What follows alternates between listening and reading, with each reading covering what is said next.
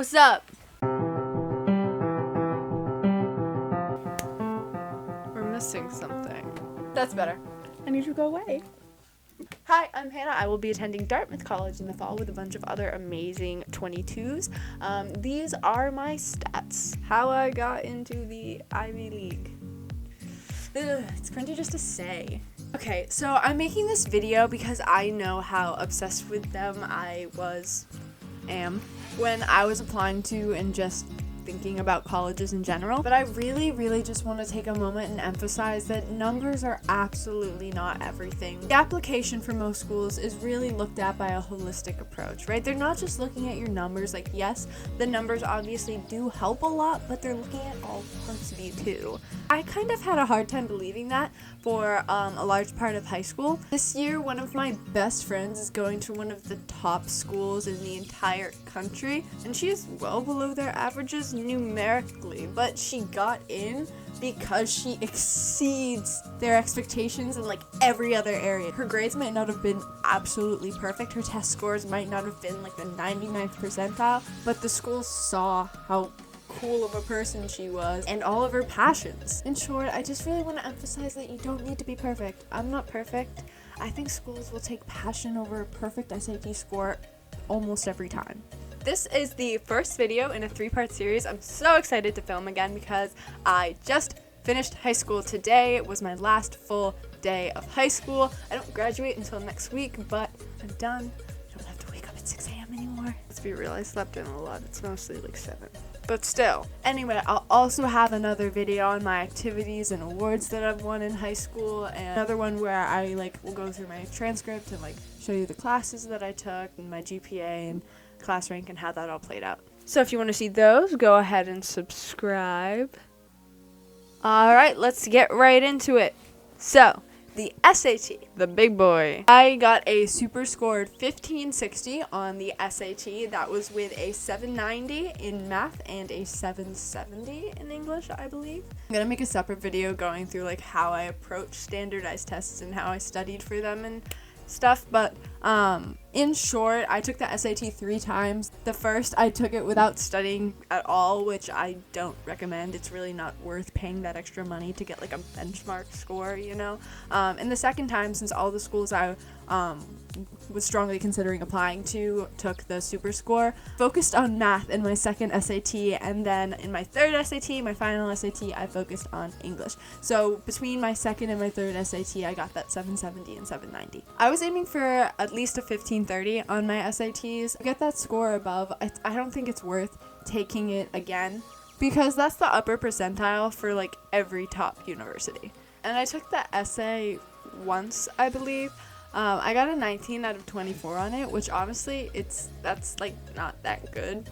I really hate standardized test essays. They follow such a strict rubric and leave no room for creativity, and I know I'm a good writer, and I refuse to eliminate the creativity from my writing, and I got a score that reflected my stubbornness.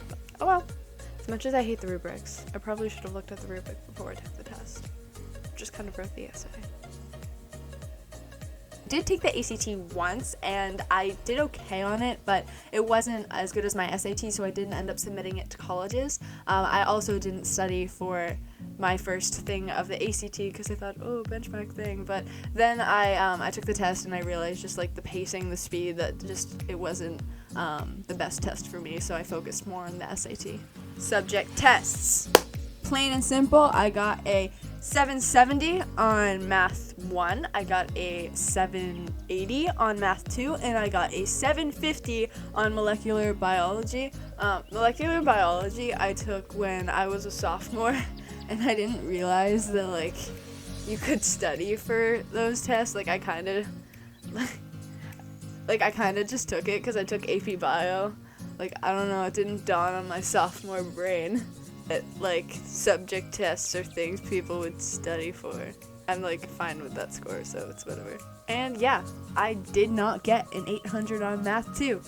You heard it here first, folks. You can still get into an Ivy League school without getting an 800 on Math 2. What? I also have a lot of really funny stories / rants about subject tests, so that will make for a fun little story time later on. I did submit AP scores on my Common App, so I guess I'll run through those.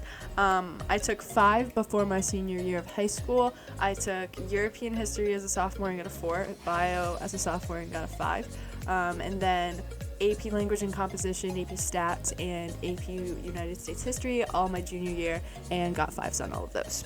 And I guess it's a number, and I can officially say it because ranks and grades and transcripts and stuff all closed about a month ago. But my class rank is first. I am ranked first in my class out of about 200. I go to a suburban public school in Massachusetts. I graduate next weekend, and I still have to write a speech. Yeah. I have like a few hundred words. I'll get there, don't worry. Let me procrastinate this one last thing. I think I'm gonna save my GPA for the transcript video, just because every school does GPAs differently, and explaining the whole way my specific school calculates GPAs, like, that's a whole nother thing. Like, my school calculates GPA weird. Like, my unweighted GPA at a 4.0 is like still above a 4.0. I'm finishing up high school right now. I just have senior week and a bunch of senior festivities and stuff. I'm finishing up my track season and writing speeches and all that. I'm so close to being done, and I'm really looking forward to focusing on this channel that has grown so significantly over the past few months. Leave a comment down below if there are any specific videos that you want to see that I haven't already mentioned that I'm going to make. In general, my numerical stats were pretty solid. I was pretty happy with most of them, and I didn't stress myself out too much over them in the process, which is always something to keep in mind. No test is worth sacrificing your mental stability for. Perfect SAT score can only get you so far. It's really the person you are outside of that testing room that matters, in my opinion. But yeah. Hey, Keggy!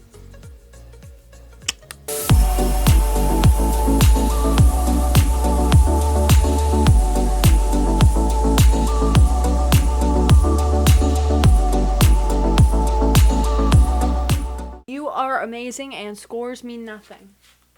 Okay, they mean a little something, but like basically nothing. You're amazing. I love you. Bye.